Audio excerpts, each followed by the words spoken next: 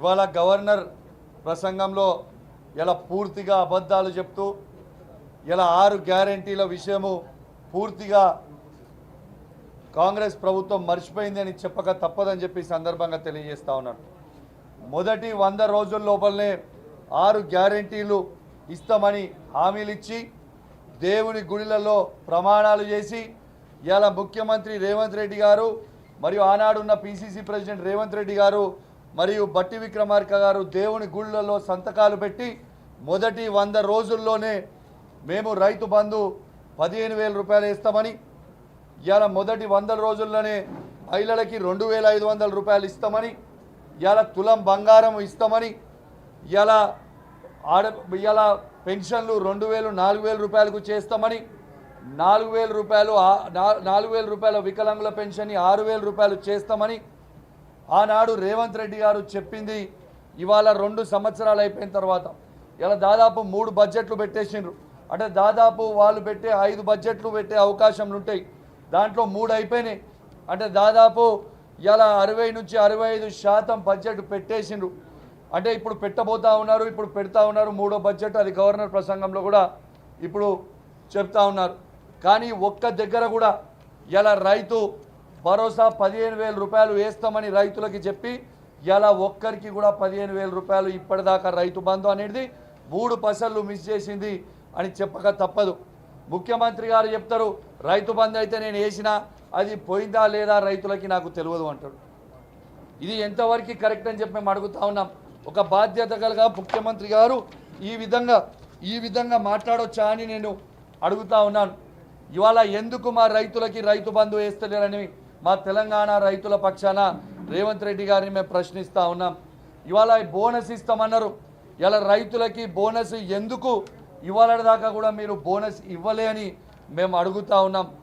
మీరు యూరియా బస్తాలు టైంకి ఎందుకు ఇస్తలేరు రైతులకి అని మేము రైతుల పక్షాన మేము అడుగుతా ఉన్నాం. ఇవాళ ప్రతి మహిళకి 2,500 రూపాయలు ఇస్తామన్నారు, ఆ 2,500 రూపాయలు ఇప్పటిదాకా ఎందుకు ఇయ్యలే అని తెలంగాణలో 1,67,00,000 మంది మహిళల పక్షాన మేము అడుగుతా ఉన్నాము ఎందుకు ఇయ్యలేదని. మా తెలంగాణలో పెళ్లి చేసుకున్న ఆడబిడ్డల పక్షాన అడుగుతా ఉన్నాం. కేవలం కేసీఆర్ గారు ఇస్తున్న 1,116 రూపాయలు మాత్రమే వస్తూ ఉన్నది. మీ తులం బంగారం ఇప్పటిదాకా ఎందుకు ఇవ్వలేదు అని మేము మా ఆడబిడ్డల పక్షాన అడుగుతా ఉన్నాం. ఇలా ఇంట్లో 2 పెన్షన్లు ఇస్తామన్నారు, తాతకి ఇస్తామన్నారు, అవ్వకి ఇస్తామన్నారు. మరియు అలా కేసీఆర్ గారు ఇస్తున్న 2,000 రూపాయల పెన్షన్ మాత్రమే ఇస్తూ ఉన్నారు. మీరు ఇస్తా అన్న 4,000 రూపాయల పెన్షన్ ఎందుకు ఇస్తలేరు అని చెప్పి మేము అడుగుతా ఉన్నాం. ఇలా ఇంట్లో ఇద్దరికి పెన్షన్ ఇస్తామన్నారు, తాతకి ఇస్తామన్నారు, అవ్వకి ఇస్తామన్నారు. మరి ఆ ఇద్దరికి ఎందుకు పెన్షన్ ఇస్తలేరు అని మేము అడుగుతా ఉన్నాం. ఇలా కేసీఆర్ గారు వికలాంగుల పెన్షన్ ఉన్నది 4,000 రూపాయలు కేసీఆర్ గారు ఇచ్చిందే ఇస్తారు తప్పితే ఇలా 4,000 రూపాయల పెన్షన్ 6,000 చేస్తామన్నారు. ఆ 6,000 ఎందుకు చేస్తలేరు అని మేము అడుగుతా ఉన్నాం. ఇలా రేవంత్ రెడ్డి గారు యువకులకి ఇలా మొట్టమొదటి సంవత్సరంలోనే 2 లక్షల ఉద్యోగాలు ఇస్తామని చెప్పారు. మరి ఆ 2 లక్షల ఉద్యోగాలు ఎటుపోయినాయి? ఇప్పటిదాకా నిరుద్యోగులకి ఎందుకు 2 లక్షల ఉద్యోగాలు ఎందుకు ఇవ్వలేదు అని మేము అడుగుతా ఉన్నాం. ఆనాడు రేవంత్ రెడ్డి గారు రాహుల్ గాంధీ గారు ఆనాడు అశోక్ నగర్కి పోయినరు, అక్కడ ఉన్న పిల్లలందరినీ రెచ్చగొట్టిర్రు.